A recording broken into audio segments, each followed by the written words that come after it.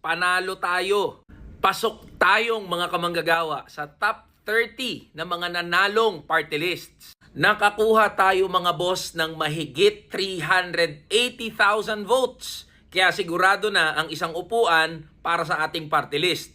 Sa ngayon mga boss, inaantay na lang natin ang proklamasyon ng mga nanalong party list. At yan ay magaganap bukas, Lunes, May 19 sa May Manila Hotel. Yung campaign team naman natin, kasama na ako dyan mga boss, ay nagpapahinga. Humabol na kasi yung ilang buwan na worth ng pagod. Kaya kinakailangan magpahinga ng mga katawang lupa namin. Kailangang makapagpahinga at mabilis na makarecover dahil alam natin kung gaano kahirap yung nag-aantay na trabaho at laban natin doon sa loob ng Kongreso. Pero mga boss, gaya ng lagi kong sinasabi sa inyo, hindi dapat tayo matakot, hindi dapat tayo panghinaan ng loob, hindi dapat tayo mawala ng pag-asa. Lalo't ngayon pa na pinatunayan natin yung lakas ng pagkakaisa nating mga manggagawa at ordinaryong Pilipino. Naipanalo nga natin yung party list natin, yung kamanggagawa, kahit walang pondo, kahit limitado.